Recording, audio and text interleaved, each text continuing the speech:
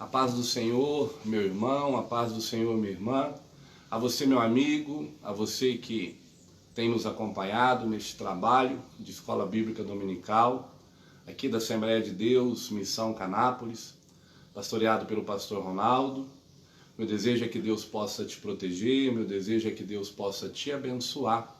Meu desejo é que nesta manhã de domingo, o Espírito Santo de Deus possa conduzir essa escola bíblica dominical e que Ele, em nome de Jesus, possa trazer as verdades de Deus ao nosso coração.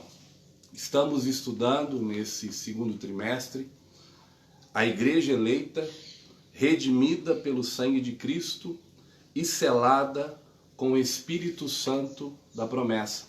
E hoje nós estaremos estudando, estaremos falando, refletindo na palavra de Deus com a lição 11, que tem como título Atributos da unidade da fé, humildade, mansidão e longanimidade.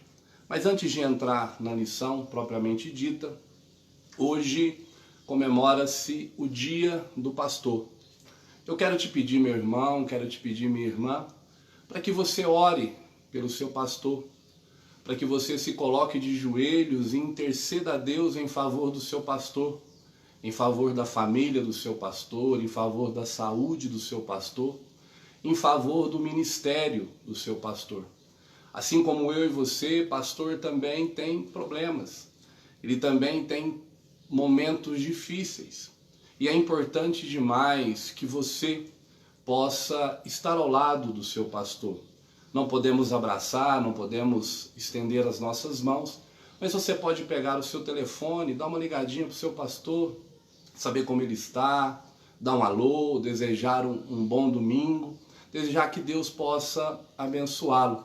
E eu aproveito, e quero aqui desejar ao meu pastor Ronaldo, que Deus possa proteger o senhor, pastor Ronaldo, que Deus possa te abençoar, que Deus possa ser constante e presente na sua vida, que Deus possa continuar abençoando o seu ministério e que Deus dê para o Senhor a recuperação que o Senhor necessita, para que tão logo o Senhor volte a estar à frente desse trabalho, em nome de Jesus. Deus abençoe a sua vida, Deus abençoe a vida de todos os pastores, aqueles que nos acompanham e aqueles que estão por aí, pelo mundo, fazendo a obra e a vontade de Deus.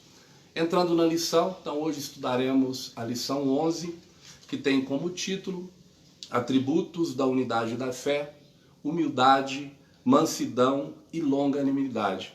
Estamos estudando uma revista que ela tem como base a carta de Paulo aos Efésios, estudamos já 10 lições e hoje chegamos na lição de número 11. E quando fala atributos da unidade da fé, essa palavra atributo, ela tem como significado algo que é próprio, algo que é peculiar de alguém, de alguma coisa ou de alguma situação. Então aquilo que é próprio da fé, aquilo que é próprio da unidade da fé, da união, da comunhão, é a humildade, é a mansidão e é a longanimidade. E você vai perceber que esses atributos, que essas características é algo que quando olhamos para o Jesus Cristo de Nazaré, encontramos Ele como essência máxima dessas características. O nosso texto áureo se encontra na carta de Paulo aos Efésios, no capítulo 1, e no capítulo 4, e no versículo 1, que diz: Rogo-vos, pois eu, preso do Senhor, que andeis como é digno da vocação que foste chamados. Eu vou repetir. Rogo-vos, pois eu, o preso do Senhor, que andeis como é digno da vocação que foste chamados. Interessante, irmãos, que Paulo se apresenta como preso do Senhor. Mas verdadeiramente Paulo estava preso por ser fiel, preso por andar debaixo da vontade de Deus, preso por servir ao Deus Altíssimo. Mas mesmo estando preso, Paulo era livre, porque todo aquele que está em Jesus, todo aquele que se coloca a servir ao Deus Altíssimo, ele está livre. E mesmo não podendo sair de um determinado local, Paulo ele se coloca na presença de Deus, Paulo ora, Paulo tem revelações do Espírito Santo e Paulo escreve uma carta tão importante para uma igreja importantíssima da época, uma carta que vem para exortar os irmãos, a fazê-los refletir sobre aquilo que é necessário para a sua fé, fazer lembrá-los que eles são corpos, são membros de um corpo do nosso Senhor e Salvador, Jesus Cristo. A verdade prática. A unidade da igreja depende que os crentes evidenciem no cotidiano a humildade, a mansidão e a longanimidade. Importante, irmãos, eu quero te chamar a atenção a isso. Por diversas vezes na nossa revista, no nosso estudo de hoje, nós vamos usar a palavra igreja. E muitas vezes ela vai estar se referindo a um local, ao templo, né? A casa de oração que Jesus nos ensinou. E muitas das vezes vai estar se referindo a nós, que somos templos, que somos a igreja do nosso Senhor e Salvador Jesus Cristo. Então você fique atento para que você não tenha dúvida se a hora está falando do templo ou se a hora está falando de nós, como membros do corpo do nosso Senhor e Salvador Jesus Cristo. A leitura bíblica em classe, ela se encontra na carta de Paulo aos Efésios, no capítulo 4, no versículos 1 e 4. E a leitura também continua na carta de Paulo aos Colossenses, no capítulo 1, no versículos 9 e 12. Um ponto importante, enquanto a carta aos Efésios, ela apresenta os crentes como membros do corpo de Cristo, a carta aos Colossenses apresenta Jesus como a cabeça, ou cabeça deste corpo, em nome de Jesus. Vamos para a leitura. Efésios capítulo 4. Rogo-vos, pois eu, o preso do Senhor, que andeis como é digno da vocação com que fostes chamados, com toda a humildade e mansidão, com longanimidade, suportando-vos uns aos outros, procurando guardar a unidade do Espírito pelo vínculo da paz. Vale a pena lembrar que o nosso Jesus Cristo ele é o príncipe da paz. Há um só corpo e um só Espírito, como também fostes chamados em uma só esperança da vossa vocação. Colossenses, a partir do versículo 9. Por esta razão, nós também, desde o dia em que o ouvimos, não cessamos de orar por vós e de pedir que sejais cheios do conhecimento da sua vontade, em toda sabedoria e inteligência espiritual, para que possais andar dignamente diante do Senhor, guardando-lo em tudo, frutificando em toda boa obra e crescendo no conhecimento de Deus, corroborados em todo a fortaleza, segundo a força da sua glória, em toda paciência e longanimidade com gozo, dando graças ao Pai que nos fez idôneos para participar da herança dos santos na luz. Louvado seja o nome do Senhor. Entrando na lição, a introdução.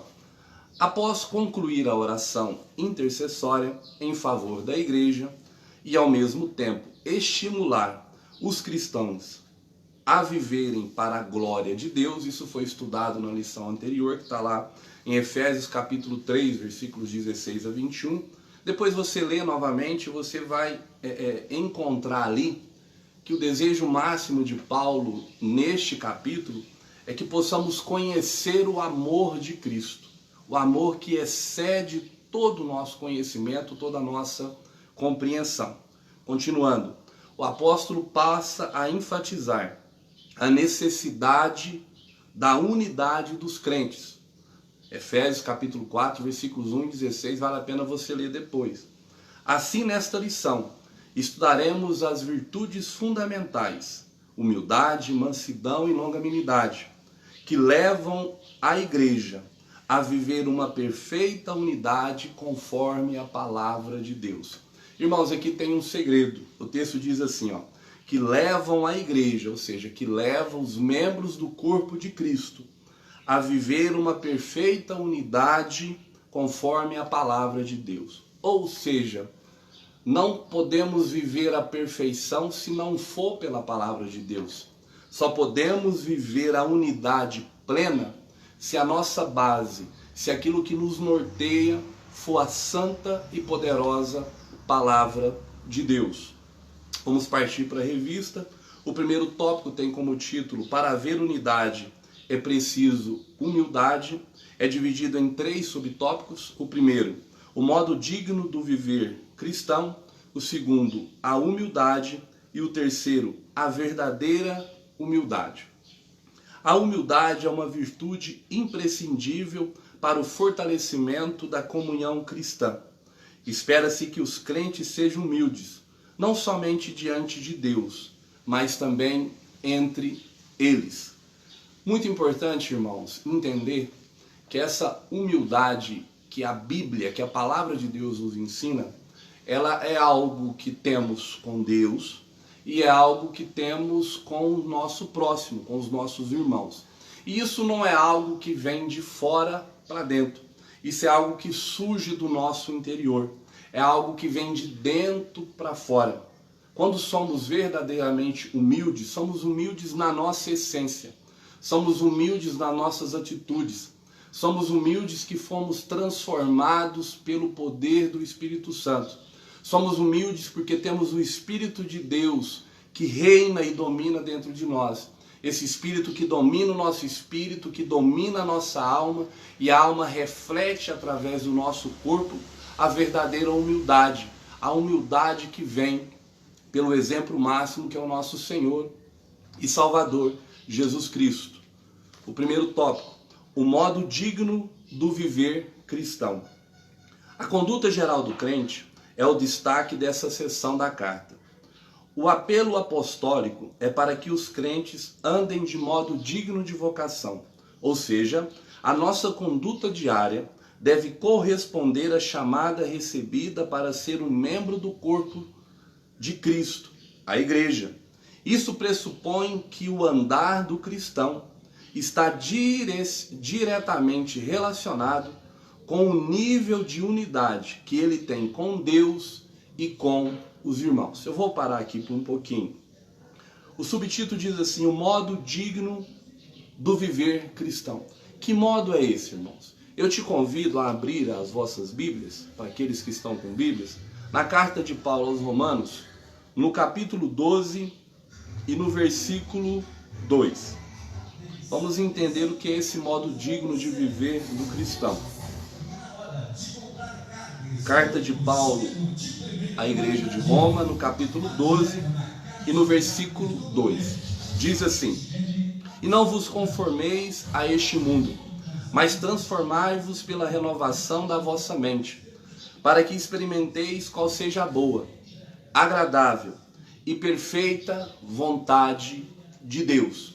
Então eu te digo, o modo digno do cristão viver é não se conformar com este mundo, é não se conformar com o pecado, é não se conformar com a desigualdade, é não se conformar com seu irmão que padece, é não se conformar com a necessidade do próximo e cruzar os seus braços.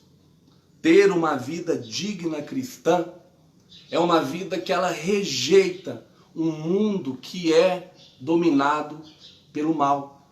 É rejeitar um mundo que não aceita Deus. Isso é um modo digno do viver cristão. E o texto continua. E quando recusamos e quando aceitamos isso, estamos prontos a buscar a transformação pela renovação da nossa mente. E a transformação da renovação da nossa mente, isso vem pelo poder do Espírito Santo atuando em nossas vidas. Isso vem pela constância do Espírito Santo nas nossas decisões. Isso vem pela presença de Deus em nossas atitudes. Então, o modo digno do viver cristão, primeiro, eu recuso este mundo pecador.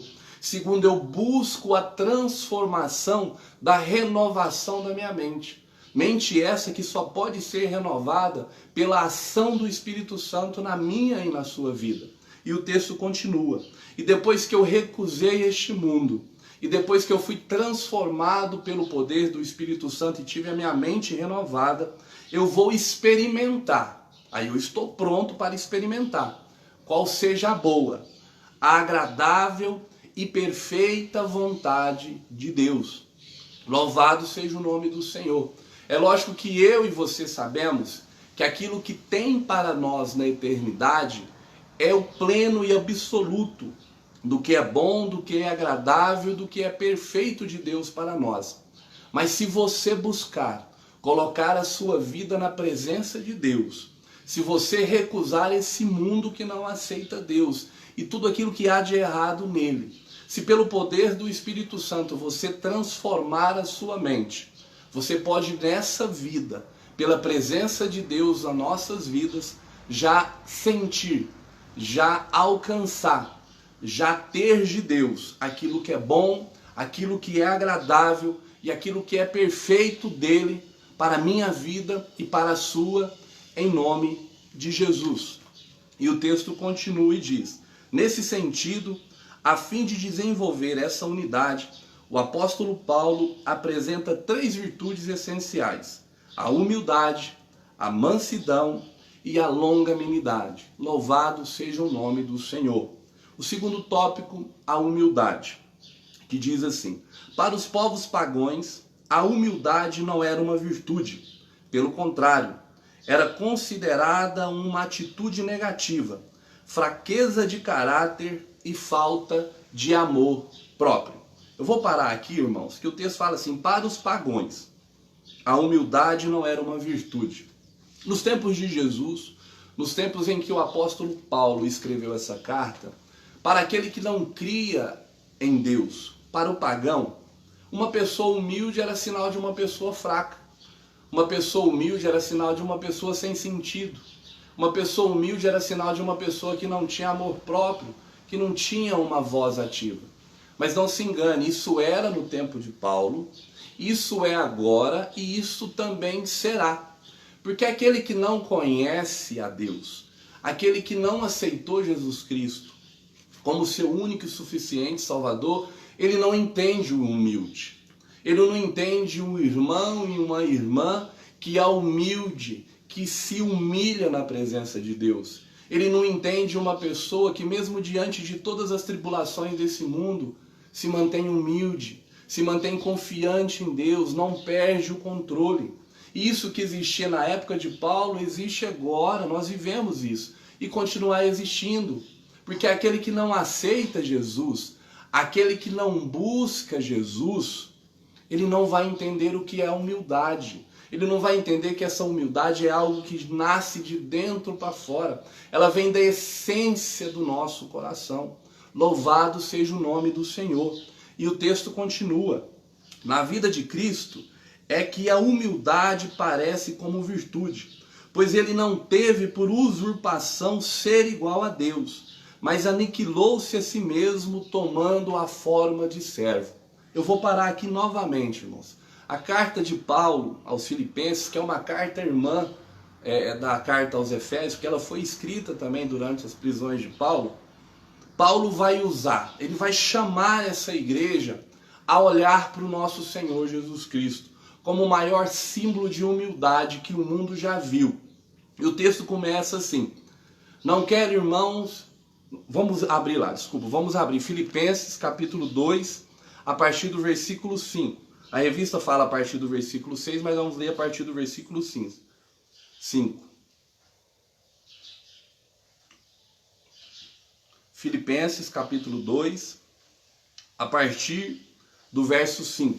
Paulo começa assim: tendo em vós aquele sentimento que houve em Cristo Jesus, o qual, subsistindo em forma de Deus, não teve por usurpação o ser igual a Deus. O que Paulo está dizendo aqui? O que Paulo falou para a igreja de Filipenses e que o Paulo está dizendo para nós hoje. Ele está dizendo assim: olhe para Jesus, olhe para o todo-poderoso Jesus, olhe para o Deus, o Criador dos céus e da terra, olhe para o Verbo de Deus, olhe para aquele que, sendo Deus, se esvaziou, foi semelhante a você, semelhante a mim, tornou-se servo. Olhe para aquele que, sendo Deus, foi na cruz. Olhe para aquele que, sendo Deus, morreu no meu e no seu lugar. Olhe para aquele que voltará para arrebatar a sua igreja. Olhe para aquele que está sentado no trono, aonde o seu nome está sobre todo o santo nome. Olhe para Jesus, que sendo Deus, sendo a joia mais preciosa do céu, ele não teve por usurpação ser igual a Deus. Ele não quis ser a Deus. Ele foi humilde. Então olhe para ele. E assim como ele abriu mão de um monte de coisa para vir até nós e ser humilde, seja também humilde. Se Jesus, sendo Deus, foi humilde, você também pode ser humilde. E é isso que Paulo te convida, a olhar ao autor e consumador da vida, ao autor da nossa fé, e ver nele o maior exemplo de humildade que esse mundo já viu. E ser como ele, humilde, ser como ele, humilde. Porque Jesus Cristo tinha na sua essência a humildade. E o texto continua. No Evangelho de João, nosso Senhor lavou os pés dos apóstolos, dando o exemplo de humildade. João, capítulo 13, versículos 13 a 15. Gostaria que os irmãos acompanhassem. Evangelho de João, capítulo 13, versículos 13 a 15. Que diz assim a palavra do Senhor. Vós me chamais mestres e Senhor, e dizeis bem, porque eu sou. Ora, se eu, o Senhor e mestre, vos lavei os pés, também vós deveis lavar os pés uns dos outros, porque eu vos dei exemplo, para que como eu fiz, façais vós também. Aqui é outro exemplo de humildade do nosso Senhor e Salvador Jesus Cristo. Naquela época, existiam os escravos, os servos, que toda vez que chegava algum viajante, ele se colocava de joelhos para lavar os pés do viajante, porque sujava com a poeira da caminhada. Então esse servo era alguém sem expressão. Ele estava ali só para servir. Ele estava ali só para fazer a vontade do seu dono. E o que Jesus faz? Jesus, sendo mestre e Senhor, ele confirma isso com seus discípulos. Porque seus discípulos dizem, o Senhor é mestre e Senhor. Ele, sendo mestre e Senhor, ele fala para os seus discípulos, ó, eu sou mestre e Senhor, e vocês sabem disso. Mas eu vou me colocar de joelhos. Eu vou lavar os vossos pés. Eu vou ensiná-los a ser humilde. Eu vou ensiná-los para que quando vocês estiverem fazendo a obra do Senhor, que isso não cresça em vocês. Que vocês não percam a humildade. Eu vou me fazer igual a um servo. Eu vou lavar os vossos pés. E desejo que vocês façam o mesmo. Que vocês não deem espaço para soberba. Que vocês não deem espaço para o olhar altivo, que vocês sejam humildes. Eu vou revelar inúmeras coisas para vocês. No meu nome vocês vão fazer diversos milagres, diversos prodígios, mas que isso não torne vocês soberbos, que vocês sejam humildes, porque eu, sendo Deus, vim para servir. E eu busco pessoas que possam servir, que foi para isso que eu vim. Então Jesus mostra aqui nessa atitude de lavar os pés dos seus discípulos a verdadeira humildade de um Deus que se fez homem e fez isso por mim e fez isso por você. E o texto continua. Mas não de uma humildade movida pela falsa aparência, e sim de uma ação que reconhece a importância e o valor do outro. É importante a gente entender aqui, irmão, o texto fala assim, a revista. Mas não de uma humildade movida pela falsa aparência. Então, se tem uma falsa, é porque tem uma verdadeira. E a verdadeira humildade é aquela que faz para que o próximo cresça. É aquela que faz para que o próximo apareça. Agora, uma humildade que ela não tem validade, ela não tem a essência na palavra do Senhor, ela faz, mas ela quer ser exaltada. Ela faz, mas ela quer ter o seu nome falado. Ela faz, mas ela quer que todos fiquem sabendo o que ela fez. Então isso não é uma humildade que vem de dentro para fora. Essa é uma humildade que tem como único objetivo o seu próprio ego. E não é essa humildade que nesta manhã Deus nos chama a ter. Deus nos chama a ter uma humildade que eu olho para o irmão e o considero maior do que eu. Ele me chama a ter uma humildade que o que eu faço, só o meu Senhor e Salvador Jesus Cristo sabe. Eu não quero ser exaltado pelo homem, eu quero ser exaltado no momento certo pelo meu Senhor e Salvador Jesus Cristo. O terceiro tópico diz a verdadeira humildade. O que fica claro em Jesus e no ensino do apóstolo Paulo é que a pessoa humilde expressa a modéstia.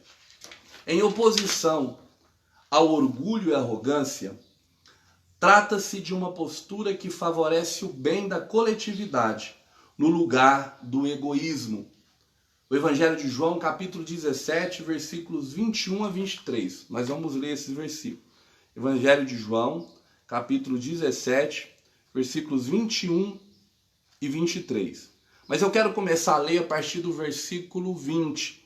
Isso aqui tem como título: Jesus ora ao Pai pelos cristãos. E o texto diz assim: E rogo não somente por estes, mas também por aqueles que pela sua palavra hão de crer em mim, para que todos sejam um, assim como tu, ó Pai, és em mim, e eu em ti, que também eles sejam um em nós, para que o mundo creia que tu me enviaste.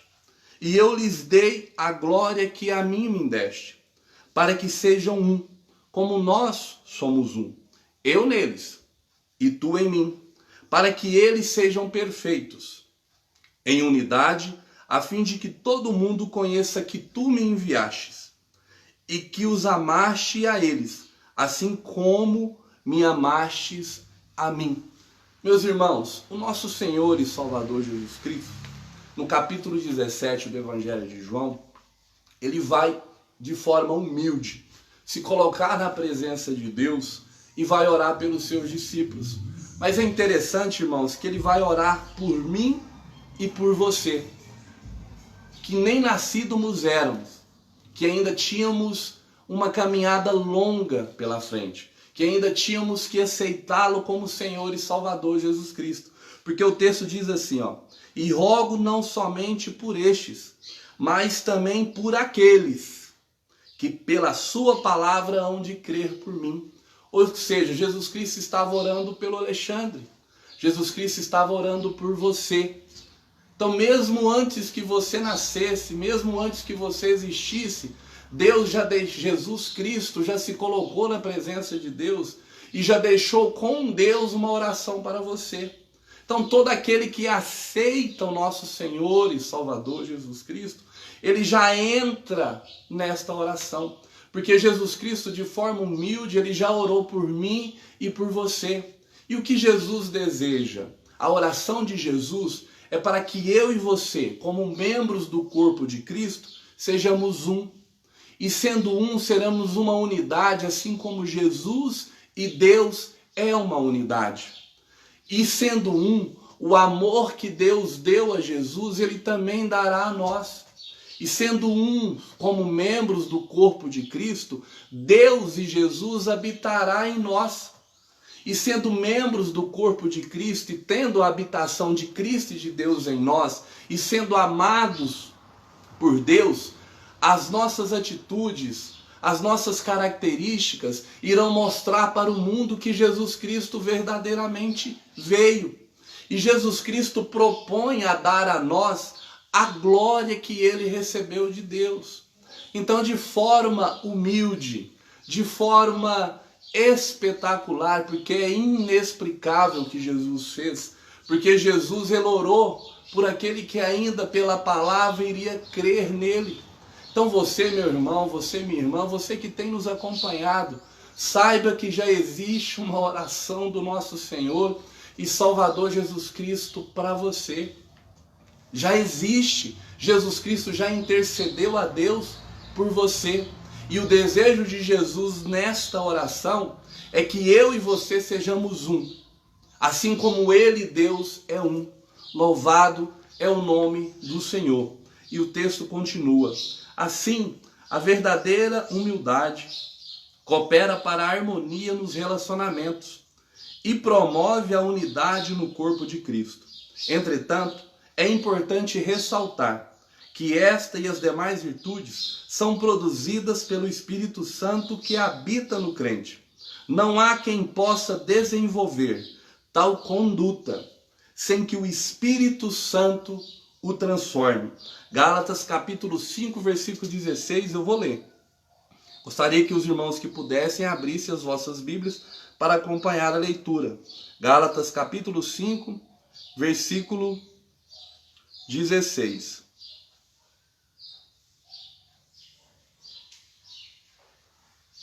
Digo, porém, andai pelo Espírito, e não haveis de cumprir a cobiça da carne.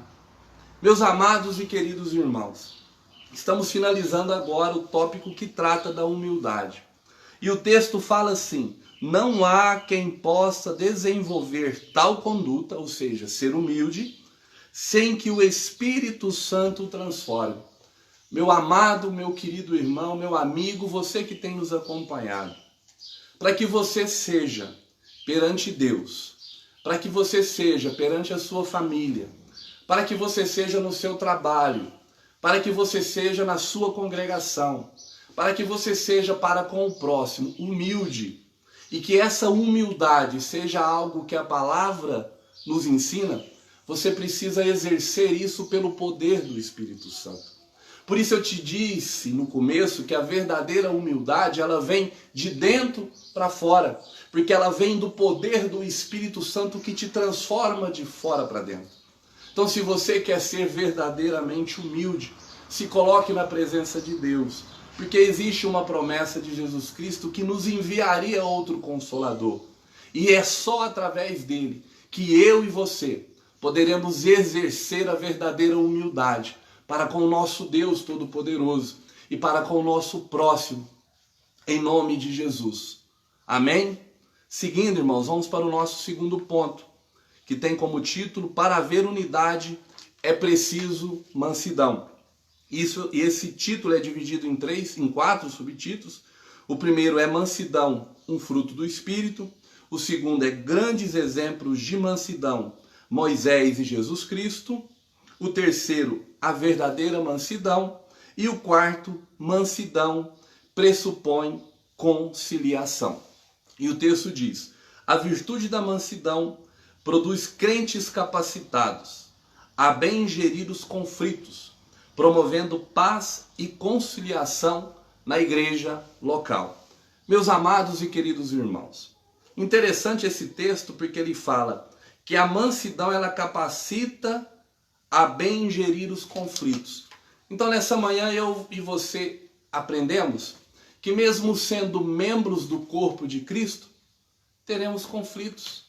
Que mesmo sendo membros do corpo de Cristo, teremos problemas, teremos divergências, porque nós somos únicos. Deus não fez nenhum outro igual a você, nenhum outro igual a mim. E há situações que a opinião do irmão é contrária à sua, como há situações que a sua, por diversas vezes, é contrária do irmão. Então a palavra de Deus nos ensina, mesmo sendo membros do corpo de Cristo, você tem uma personalidade. E às vezes ela vai se chocar com a personalidade do outro. Mas a palavra nos ensina, seja manso. Porque aquele que é manso, ele é capacitado a bem gerir os conflitos. Louvado seja o nome do Senhor. O primeiro texto, título diz: mansidão, um fruto do Espírito. A palavra mansidão transmite o conceito de ternura, de gentileza, de cortesia e de paciência. Essa qualidade ela está dada nas Escrituras como um dos aspectos do fruto do Espírito. A mansidão é um estado que deriva da humildade. Mais uma vez aprendemos, irmãos. Saímos do tópico humildade, estamos entrando no tópico mansidão. Estamos aprendendo que isso é uma outra característica que eu e você, como membros do corpo de Cristo, a temos quando temos a transformação e a renovação pelo poder do Espírito Santo. Assim como a humildade verdadeira vem pela ação do Espírito Santo na nossa vida, a mansidão verdadeira, ela também flui em nós pela ação do Espírito Santo na nossa vida. E o texto continua. O termo indica moderação nas ações, bom trato para com o semelhante e ausência de precipitação. A expressão retrata o caráter de Cristo, conforme o mesmo disse: aprendei de mim, que sou manso e humilde de coração. Gostaria que os irmãos abrissem as vossas Bíblias no Evangelho de Mateus, no capítulo 11. Só que eu vou ler a partir do verso 28, que vale a pena trazer isso para os irmãos. Evangelho de Mateus, capítulo 11, a partir do verso 28.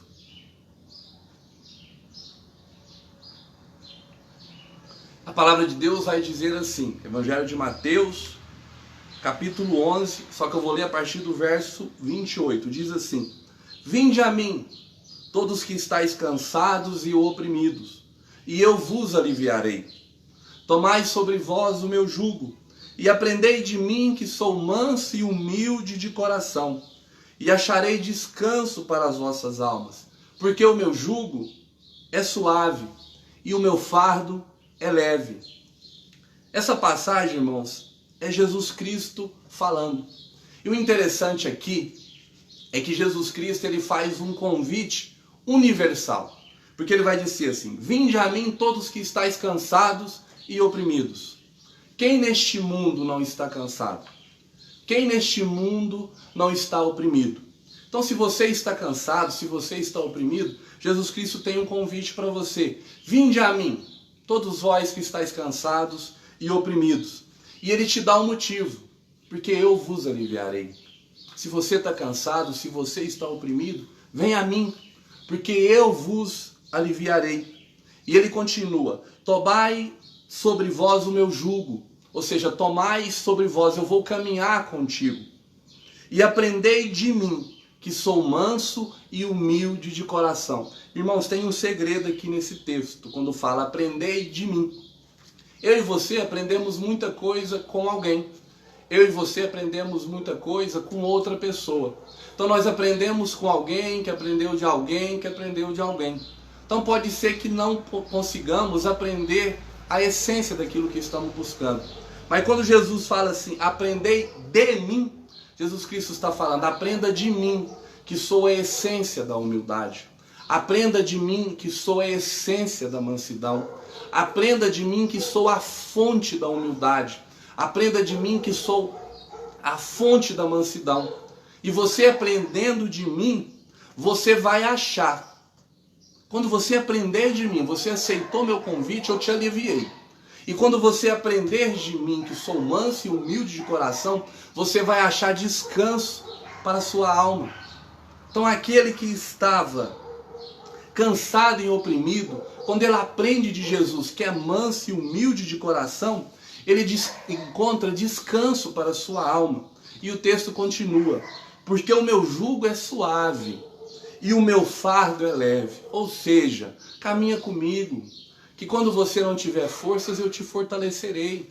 Quando você não conseguir avançar, eu te levarei. Quando você não conseguir resolver um problema, olhe para mim, eu estou do seu lado. Eu irei resolver. É esse o convite que Jesus te faz.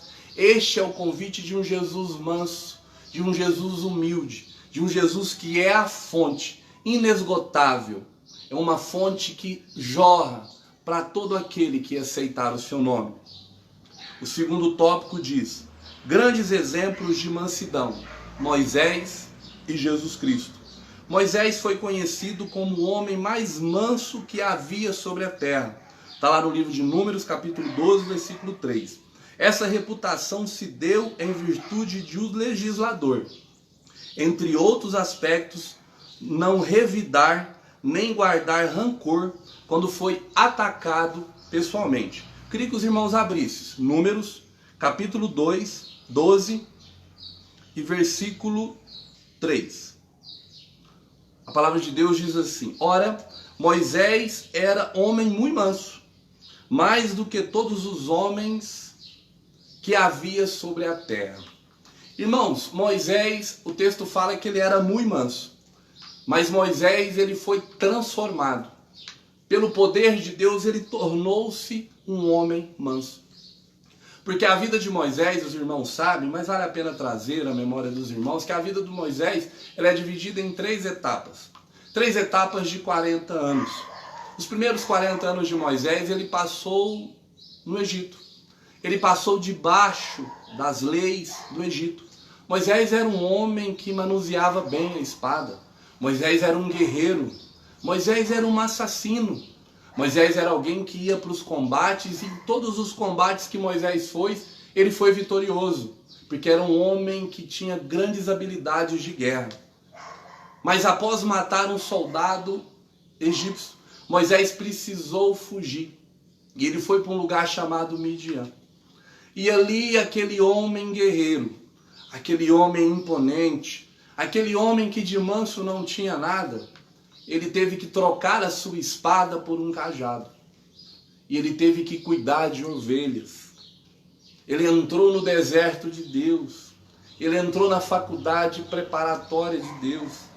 E ele começou a cuidar de ovelhas, a dar alimento, a dar água, a cuidar, a vigiar, a guardar, a ficar mudando de local para que elas pudessem pastar. De vez em quando uma fugia, Moisés tinha que ir atrás, às vezes colocar no ombro para trazer de volta. Então Moisés estava ali aprendendo a ser manso. Deus estava trabalhando na vida daquele guerreiro e estava fazendo de Moisés, que era um guerreiro, um pastor. E os últimos 40 anos da vida de Moisés é quando ele volta. Ele volta para libertar o povo de Deus. Depois da manifestação de Deus a Moisés na sarça ardente, ele volta. E ali Moisés vai caminhar com o povo. Ali Moisés vai ser um tipo de um conselheiro, um legislador do povo. Ali Moisés vai se ver em diversas situações. Moisés vai ver milagres de Deus. O mar vai se abrir. Vai ver a coluna de fogo, vai ver a coluna de fumaça. Vai ver a rocha jorrar água. Moisés vai ver o povo pecar contra Deus. Mas de forma mansa, mas com autoridade, com fé. Moisés se coloca na presença de Deus. Moisés intercede a Deus em favor do povo. Aquele Moisés que era um guerreiro, que tornou-se um pastor de ovelha, ele é um homem manso, que agora, mesmo sendo manso e com humildade, ele entra na presença de Deus para interceder a Deus pelo seu povo. E Deus o escuta. Deus ouve Moisés. Então perceba que a mansidão e a humildade é um processo da atuação do Espírito Santo de Deus na sua vida. Moisés não tinha nada de manso. Moisés tornou-se manso, ficou manso, ao ponto de ser chamado como o homem mais manso daquela época. Mas isso pelo poder de Deus na sua vida. E o texto continua. Nessa mesma perspectiva, Jesus Cristo manteve o autocontrole, enquanto era injustamente caluniado. E durante seu julgamento não pronunciou qualquer palavra contra seus acusadores. Assim temos o exemplo de mansidão diante das mais difíceis circunstâncias. Eu queria ler com os irmãos o Evangelho escrito por Marcos, no capítulo 15, os versículos 4 e 5. Capítulo 15, versículos 4 e 5. Tornou Pilatos a interrogá-lo, dizendo: não respondes nada? Vê quantas acusações te fazem? Mas Jesus nada respondeu, de maneira que Pilatos se admirava. Acabei de falar com os irmãos sobre Moisés, mas logicamente que quando pensamos em mansidão, nós não temos outro para seguir o exemplo, a não ser o nosso Senhor e Salvador Jesus Cristo. Irmãos, Jesus Cristo foi vendido por 30 moedas de prata e se manteve sereno. Jesus Cristo foi traído por alguém que o acompanhou, por alguém que ele escolheu, com um beijo no rosto, e ele se manteve manso, se manteve sereno. Quando os soldados vieram para pegar Jesus, que Pedro corta a orelha de um soldado chamado Malco, Jesus, de forma mansa e humilde, ele restitui a orelha daquele soldado. Jesus Cristo foi humilhado e se manteve manso. Jesus Cristo foi chicoteado e se manteve manso. Jesus Cristo foi colocado numa cruz, pendurado num maldito madeiro entre 2 ladrões, e se manteve manso. Então olhe para Jesus, meu irmão. Olhe para o maior exemplo de mansidão que eu e você pode ter. Jesus Cristo não emitiu nenhum tipo de juízo. Jesus Cristo, como uma ovelha muda, ele foi ao matador. E às vezes eu e você não temos paciência. E às vezes eu e você perdemos o controle. Qualquer coisa tira a nossa alegria. Qualquer coisa faz com que perdemos totalmente a noção daquilo que estamos fazendo. Mas lembre-se, olhe para Jesus. Veja tudo aquilo que ele passou por mim e por você. E você vai encontrar nele a fonte viva da maior mansidão que este mundo já viu. Louvado seja o nome do Senhor. O terceiro tópico diz, a verdadeira mansidão. Pessoas com essa virtude são disciplinadas e capacitadas a perseverar na perseguição. Não revidam os maus tratos sofridos. Não se apresentam a emitir juízo. Não cedem às provocações, nem dão espaço para ressentimentos. Essa virtude não significa fraqueza ou inferioridade. Pelo contrário, indica o mais seguro controle emocional. Assim, mansidão trata da submissão do homem para com Deus e a sua palavra. Meu irmão, meu amigo, você quer ser manso? Você quer ter um controle emocional? Se coloque na presença de Deus. Seja submisso à palavra de Deus. Busque a santificação contínua. Busque agradar a Deus.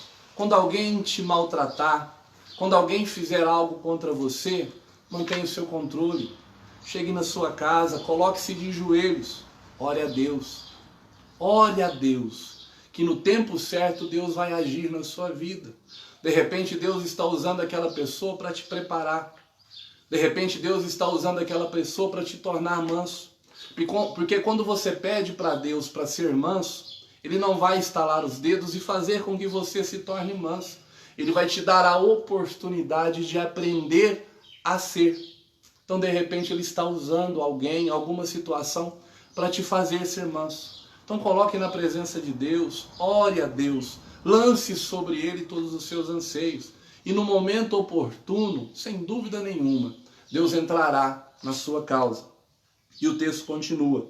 E a presença do Espírito Santo, propiciando suavidade e domínio próprio. Irmãos, mais uma vez, o Espírito Santo aparece como o agente único que age na nossa vida, que nos torna humilde, que nos torne santo. Se você ainda não experimentou o poder do Espírito Santo, se você ainda não foi batizado com o Espírito Santo, se você ainda não sentiu aquele arrepio gostoso quando você está orando e parece que o Espírito Santo está entrando no seu quarto, eu te convido, se coloque de joelhos. Ore a Deus, porque existe uma promessa de Jesus para isso. Eu vou e vou enviar outro Consolador. Existe uma promessa de Jesus para nós. Então se você quer ser verdadeiramente humilde, se você quer ser verdadeiramente manso, como a palavra de Deus nos ensina, se coloca de joelhos, ore a Deus, peça a Deus, seja ousado na presença de Deus. Fala, Deus, eu não consigo ser humilde, eu não consigo ser manso. Me dá do teu Espírito Santo para que ele possa trabalhar na minha vida e para que eu possa alcançar isso em nome de Jesus. A mansidão pressupõe conciliação. O comportamento conciliador é a demonstração prática da conduta de quem possui mansidão, por meio de uma postura equilibrada, diante das circunstâncias adversas. Ele transmite a ideia de pacificação, em meio harmonioso de administrar os conflitos. Se todos os crentes de cada igreja desenvolvessem a virtude da mansidão, o espírito conflituoso desapareceria. Em lugar de sentimento faccioso, eles apresentariam um espírito manso e conciliador. Gostaria de ler 1 Coríntios, capítulo 1, versículo 10. 1 Coríntios, primeira carta de Paulo aos Coríntios, capítulo 1 e o verso 10, que diz assim: rogo-vos, irmãos, em nome do nosso Senhor Jesus Cristo, que sejais concordes no falar, e que não haja dissensões entre vós. Antes, sejais unidos no mesmo pensamento e no mesmo parecer. Meu irmão, eu quero te dar um exemplo de uma mansidão que pressupõe conciliação. Vou te dar um exemplo prático e você vai me entender. Imagina que você tem uma situação. Você ficou sabendo que alguém, de repente, falou algo de você. Alguém te criticou, alguém te defamou. E você procura uma determinada pessoa. E essa pessoa, ela não é mansa. Ela não é humilde. E quando você contar para ela o que aconteceu, ela vai olhar para você e vai falar, não, mas eu sabia, eu conheço essa pessoa. Ela fala mal de você mesmo, ela fala mal de mim mesmo. Ou seja, essa pessoa, ela não está trabalhando como um filtro. Um ditado popular, ela está colocando lenha na fogueira. Ela está piorando a situação. Ela não está buscando a conciliação dos membros do corpo de Cristo. Mas quando você procura alguém que está na presença de Deus, alguém que verdadeiramente é manso, e passar para ela a mesma situação, ela vai olhar para você e falar, não, meu irmão, calma, você entendeu errado. Não foi isso que essa pessoa quis dizer. De repente essa pessoa está passando por algum problema. Você já procurou ela? Você já conversou com ela? Você já procurou entender por que ela agiu assim? Então essa pessoa cheia do Espírito Santo e sendo verdadeiramente mansa, ela vai funcionar como um filtro. Ela não vai te impulsionar a buscar o conflito. Ela vai te impulsionar a buscar a reconciliação. A paz na igreja, porque nós já aprendemos que conflitos teremos. Porque convivemos, temos conflitos na família, no trabalho, temos conflitos. Mas alguém precisa ser racional. Alguém precisa estar cheio do Espírito Santo para que aquilo que chegar em nós, quando alguém nos procurar para falar algo de ruim, que possamos olhar para Jesus, pensar o que Jesus faria e agir com aquela pessoa com palavras que a façam refletir, que faça buscar a reconciliação, para que os membros do corpo de Cristo caminhem e se mantenham de pé até a volta do nosso Senhor e Salvador, Jesus Cristo. Louvado seja o nome do Senhor. O nosso terceiro e último tópico, ele diz, para haver unidade é preciso longanimidade, para o exercício do perdão. Esse título é dividido em 3 subtítulos. O primeiro, longanimidade, um fruto do Espírito. O segundo, o perdão como o segundo, como suportando uns aos outros. E o terceiro, o perdão como premissa do amor. A virtude da longanimidade capacita o crente a ser tolerante com os erros alheios e assim liberar o perdão aos ofensores. Irmãos, eu vou ler de novo. A virtude da longanimidade, ou seja, o que o Espírito Santo faz em você, te capacita a ser tolerante com os erros alheios e assim liberar o perdão aos ofensores. Irmãos, é importante entender algo. Como convivemos, temos problemas adversos.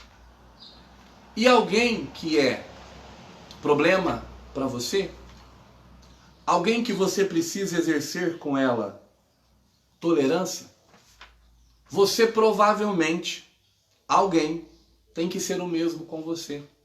Porque todos pecamos, todos erramos.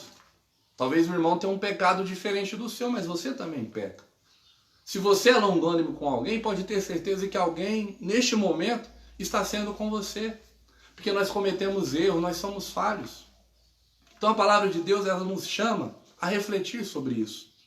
A não olhar o cisco que está no olho do irmão, sem antes tirar a trave que está no nosso. Porque problemas todos temos. E se alguém é problema para você, provavelmente você também é problema para alguém. E a palavra de Deus fala que a virtude da longanimidade faz com que sejamos tolerantes uns para com os outros. O primeiro tópico diz, longanimidade, um fruto do Espírito. Longanimidade tem o sentido de paciência, de tolerância e constância.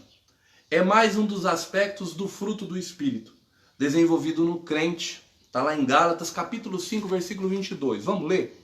Mais uma vez, irmão, nós estamos aprendendo que aquilo que está lá no título da revista, atributos da unidade da fé, humildade, mansidão e longanimidade, só é possível na minha vida e na sua vida se for pelo poder da ação do Espírito Santo na nossa vida.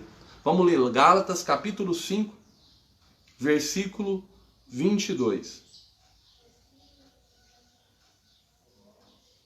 Que diz assim: mas o fruto do Espírito é o amor, o gozo, a paz, a longanimidade, a benignidade, a bondade e a fidelidade.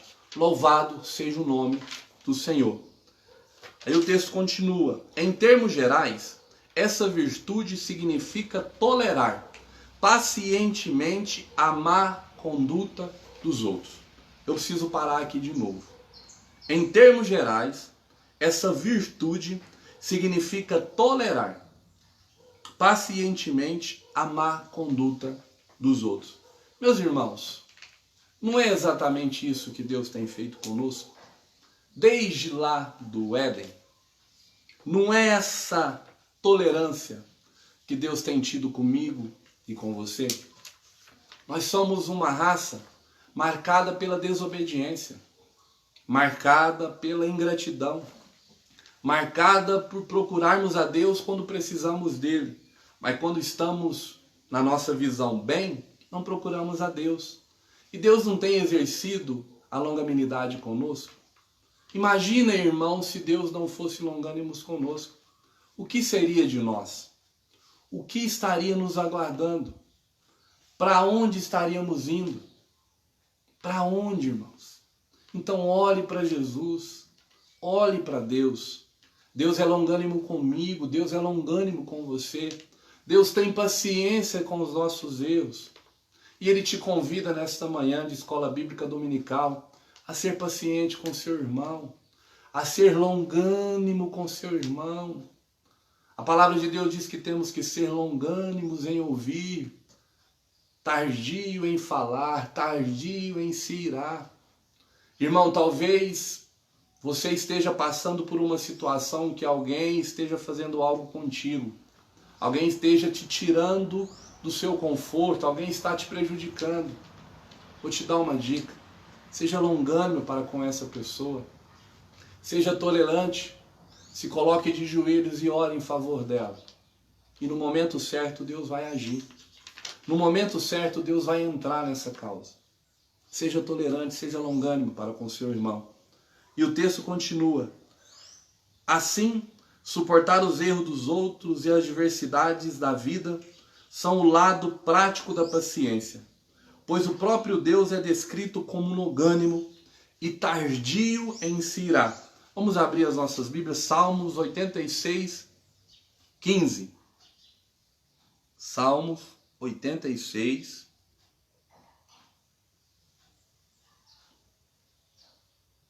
15, que diz assim: mas tu, Senhor, és Deus compassivo e benigno, longânimo e abundante em graça e em fidelidade. Meu irmão, olha que texto maravilhoso. Mas tu, Senhor, és um Deus compassivo e benigno e longânimo e abundante. Irmãos, Deus é abundante. O que isso quer dizer? Não cessa não, irmão. Quanto mais Ele te dá, mais Ele tem para te dar. Quanto mais você busca, mais você tem para encontrar. Abundante em graça e em fidelidade. Louvado seja o nome do Senhor. Mas vamos ler também Naum, capítulo 1, versículo 3. Um profeta menor. Naum está depois de Mequias, irmãos, antes de Abacuque. Capítulo 1, versículo 3. Que diz assim: o Senhor é tardio em irar-se, e de grande poder, e ao culpado de maneira alguma terá por inocente. O Senhor tem o seu caminho no turbilhão e na tempestade, e as nuvens são os pós dos seus pés. Mas o texto começa dizendo assim: o Senhor é tardio em irar-se. Irmão, você tem sido tardio em se irar? Ou de repente você perde o seu controle e já sai falando um monte de coisa que logo depois você vai se arrepender? Então busque em Deus, porque Deus pode fazer de você uma pessoa longânima. Deus pode fazer de você uma pessoa tardia em suas atitudes, que só vão te afastar da presença de Deus. E o texto continua: contudo, o exercício da paciência requer a virtude do amor, que é o princípio basilar de todas as ações do crente salvo por Cristo Jesus. Na primeira carta de Paulo, no capítulo 13, no versículos 1 ao 7. Irmãos, eu não vou conseguir ler todo este texto, porque ele é longo. Mas vale a pena demais os irmãos lerem, porque aqui neste capítulo, Paulo está tratando da excelência do amor. Primeira carta de Paulo, no capítulo 10, 13, os versículos 1 a 7. Paulo vai tratar aqui a excelência do amor. E quando você lê esse texto, você vai entender que esse texto ele está, de alguma maneira, explicando João 3,16. Explicando aquele amor que Deus teve por nós. Um amor que eu e você não conseguimos medir. Um amor que eu e você não conseguimos explicar. Mas um amor que eu e você, em nome de Jesus, conseguimos desfrutar. E nós vamos entender que precisamos ser humildes. Nós vamos entender que precisamos ser mansos. Nós vamos entender que nós precisamos ser longânimos. Nós precisamos, acima de tudo, entender que o amor tem que ser a fonte dessas atitudes. Nós vamos descobrir quando lermos 1 Coríntios, no capítulo 13, que mesmo que você pregue, que mesmo que você fale em línguas, que mesmo que você doe aos pobres, que mesmo que você seja um cara espetacular, uma irmã sem defeitos, se não tiver amor, nada tem sentido. Se não tiver amor, nada do que você está fazendo tem valor. Porque todas essas coisas vão passar. Mas o que vai permanecer é o amor de João 3,16. É o amor que tenhamos e buscamos ter por Deus. É o amor que vai nos unir na eternidade de Deus. É um amor que o texto vai dizer, irmãos, que é um amor que ele é sofredor. É um amor que é benigno. É um amor que não é invejoso. É um amor que não se porta de forma indecente. Um amor que não se irrita. Um amor que tudo sofre. Jesus tudo sofreu. Um amor que tudo crê. Jesus veio para fazer a vontade de Deus. Um amor que tudo espera. Jesus esperava com o sacrifício na cruz do Calvário que um dia você aceitasse Jesus. Um amor que tudo suporta. Um amor que fez com que Deus, irmãos, suportasse ver o seu filho ser castigado naquela cruz do Calvário. Coloque o amor, irmãos, na tua vida. Busque o verdadeiro amor, que foi através deste amor que Deus enviou ao mundo o seu Filho Jesus. E Deus ainda prova o seu amor. A palavra de Deus diz que Deus prova o seu amor comigo e com você. Porque Cristo morreu sendo eu e você ainda pecadores. E o que fez com que isso acontecesse? O amor de Deus por mim, o amor de Deus por você. O segundo tópico diz, suportando uns aos outros. Durante a nossa jornada cristã, nos deparemos com múltiplas situações de hostilidade. São nesses momentos conflituosos na igreja que devemos suportar uns aos outros. A expressão indica que, infelizmente, teremos que enfrentar excessos cometidos em nosso meio, como as provações alheias e atitudes carnais. Estas são comparadas a um fardo que devemos suportar por meio da prática do amor. Muito interessante, irmão.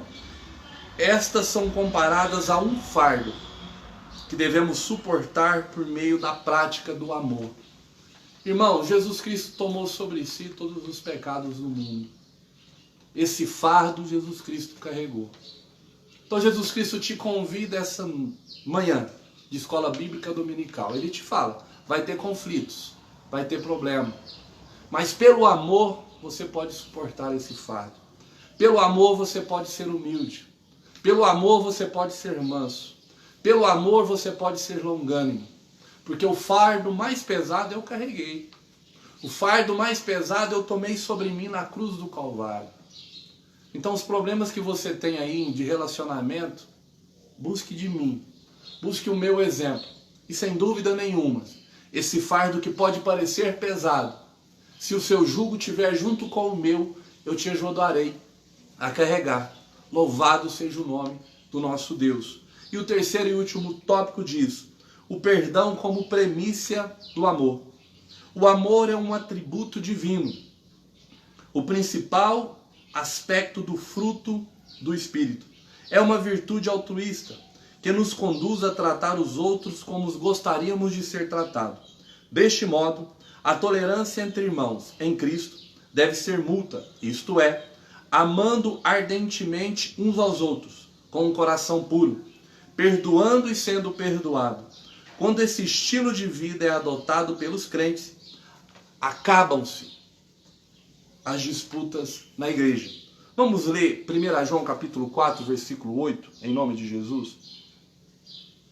1 João capítulo 4, verso 8, é a referência da revista, que diz assim: aquele que não ama, não conhece a Deus, porque Deus é amor. Interessante, né, irmão? Aquele que não ama, não conhece a Deus, porque Deus é amor. Ele é a fonte do amor. Ele criou o amor. Ele é o que tem de mais sublime no amor. O amor de Deus é inexplicável, o amor de Deus é incomparável. O amor de Deus está materializado em Cristo Jesus. E se você não ama, irmão, você não conhece a Deus, porque Deus é amor. E o último tópico fala o perdão como premissa, ou seja, o perdão como o principal ato daquele que ama. E o perdão é algo interessante, irmão. O perdão, ele tem um poder transformador. O perdão de Jesus para conosco nos deu a oportunidade da vida eterna. Mas o perdão entre irmãos, o perdão entre nós, ele tem um poder transformador. E esse poder, ele não alcança só o perdoado. Ele alcança também quem perdoa. Porque quando você perdoa o seu irmão, você está representando na terra, com o seu irmão, o que Jesus fez por você.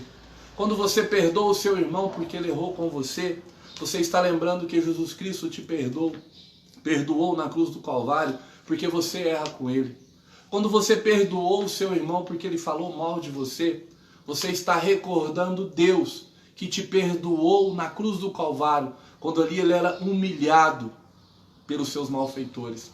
Quando você perdoa o seu irmão porque ele fez alguma coisa com você, você está recordando Deus, Jesus, que na cruz do Calvário perdoou aquele que transpassou aquela espada no seu peito.